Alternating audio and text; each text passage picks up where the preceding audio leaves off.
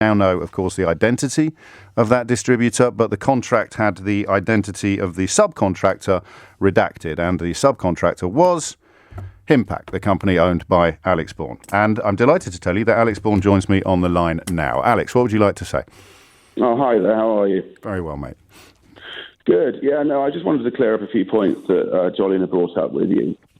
Predominantly, I think the thing you're discussing is how or why was it necessary for me to appear as a subcontractor for this particular piece of work. Just to clarify, and I will give you plenty of time to set the record straight, but the key question, I don't know how much of the programme you heard, is why was that redacted?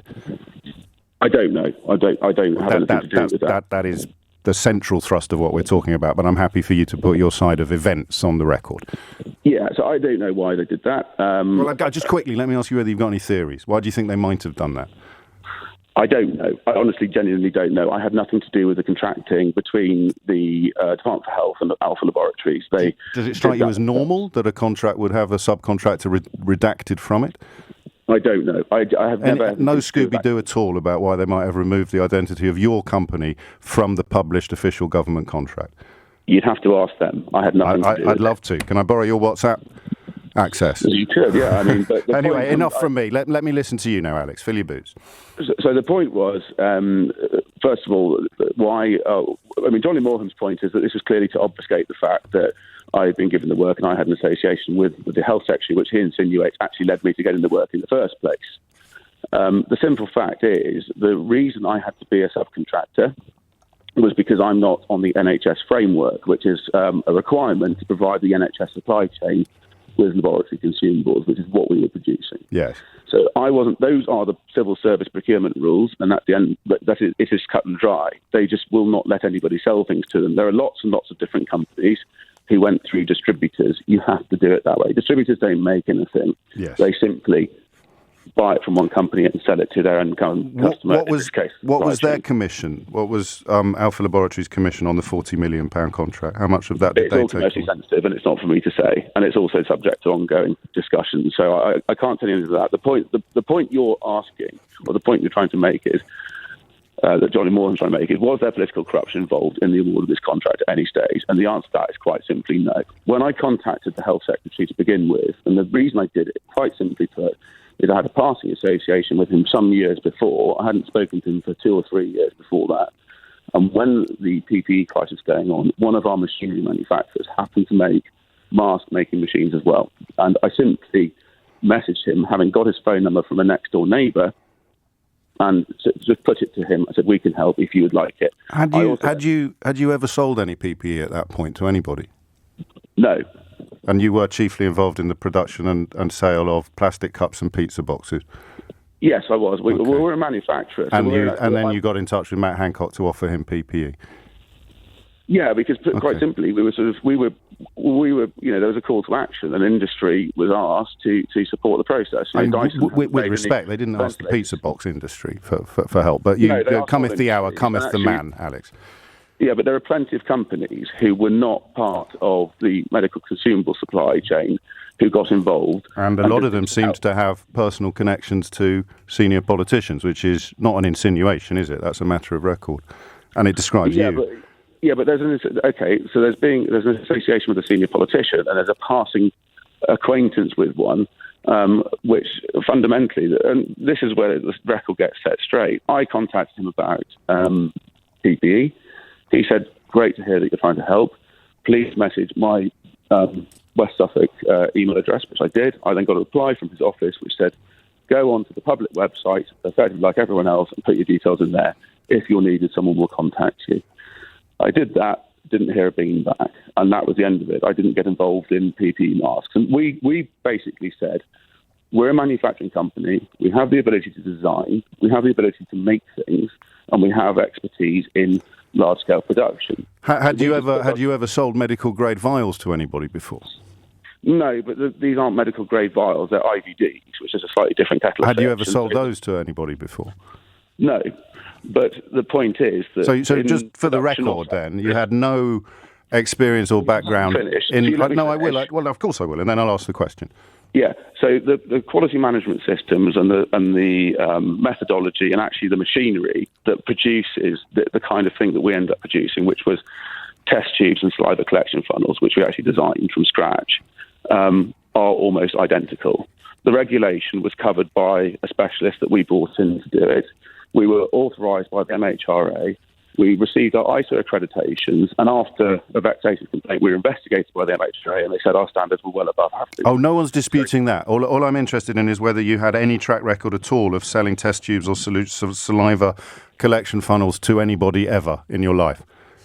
No, but then again, we're in an unprecedented situation. I don't see the relevance of it necessarily. I understand your point. Yes. Why is this guy doing it? Well, I've spoken to people who, I'm just so that you know, because I'm sure you're far too busy to listen to this program on a regular basis. I hear frequently from people who had a lot of relevant experience in precisely and specifically these areas of provision who couldn't get arrested by the Department of Health and certainly didn't have WhatsApp access to the Secretary of State. But I mean, I don't think anybody listening would blame you. I don't think anybody. Correct. Oh, But forgive me. Carry on. No, that's not correct in this instance.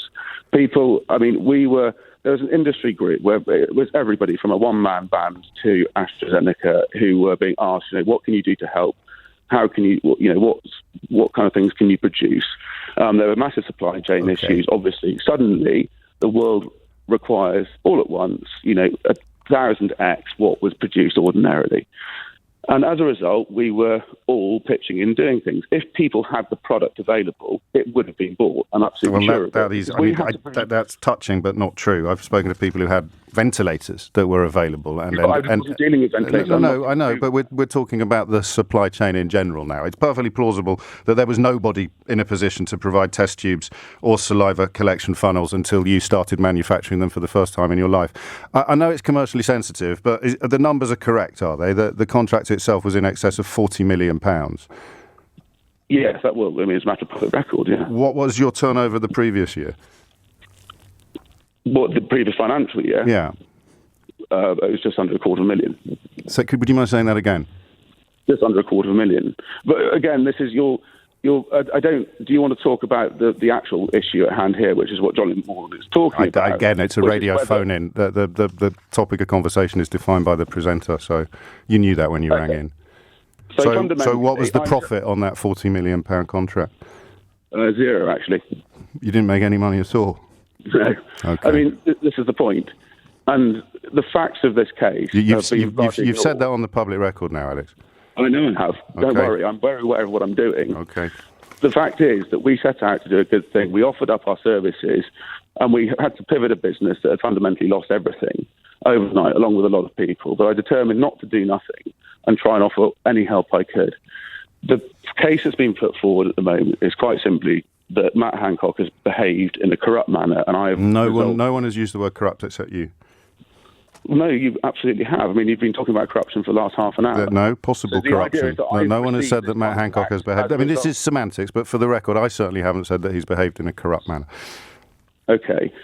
I think a lot of people would disagree with you, but the point is... Luckily, it's recorded. I've received work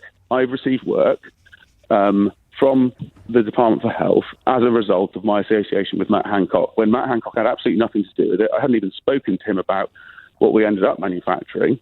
So that is the question then, is why did your company, with its track record in plastic cups and pizza boxes, get the call back when many other companies that didn't have any connection at all? We weren't called by the Department for Health. What I did was I put on the supplier portal the fact that we could make some plastic consumables for labs. I read in the newspaper that the head of the British Institute of Biosciences had said that there will not be a chance of hitting the target in testing capacity because the consumables simply don't exist.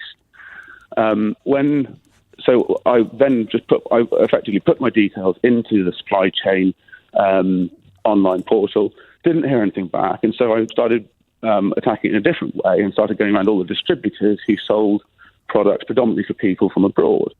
And then up came the three melons and the contract arrived? I know you've already answered this question, but it is by far the most interesting element of the story, and I'd nudge you towards perhaps just a bit of speculation. And I register I'd like to thank you on behalf of the country for all the hard work that you've done in this field. But why do you think they removed the name of your company from the contract? I really don't know. I can only assume go on. that it's something to do with some form of confidentiality in civil service rules or commercial confidentiality, because...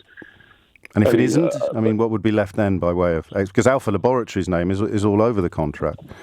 Quite right, but the thing is, I'm personally not bothered about admitting that I've had anything to do with it. When I was phoned by the journalists this time, a year ago, I told them everything that had been going on. I've never hidden what I've been doing. I don't think no one's accused you of anything. Actually, it's more they have indirectly, haven't they? Because I don't think so. By the insinuation that because they're implying that Matthew Hancock has somehow manipulated the civil service to make provision for us to provide... Manipulated is quite a strong word, but the redaction is the key here, Alex. What is the charge, then, if it's not that? What is the charge? Influence might be the word. Perhaps it's a lot right. less harsh than manipulation. But the key question that neither of us can get past, but it's important, I think, that you understand this. You're familiar with the phrase, if you've got nothing to hide, you've got nothing to fear. So why did they hide it? That's why I'm here now. So why did they hide it? I have no idea. Well, there you go. So that is what journalists do.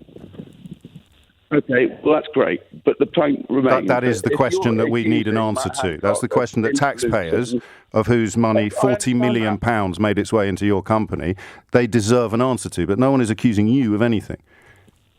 Well, they are, because if they're accusing me of lobbying Matt Hancock to make sure that I get a contract doing something that I'm not... But if you did a bang-up job for Britain, that doesn't really matter in the great scheme of things, and when the dust settles, there'll be absolutely no case to answer. But the case to answer at the moment is, why did they keep the name of your company out of the public eye?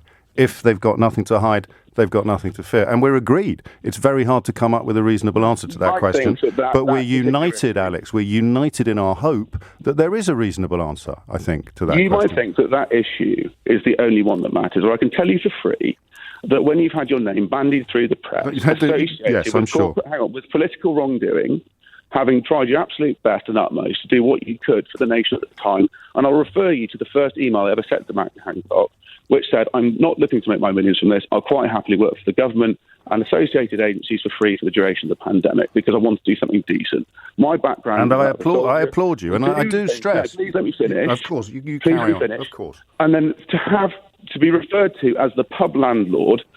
which, by the way, is one of the most immensely snobbish things I've ever heard, is if a pub landlord couldn't be capable of doing this kind of thing. But you were a pub landlord, just to be clear.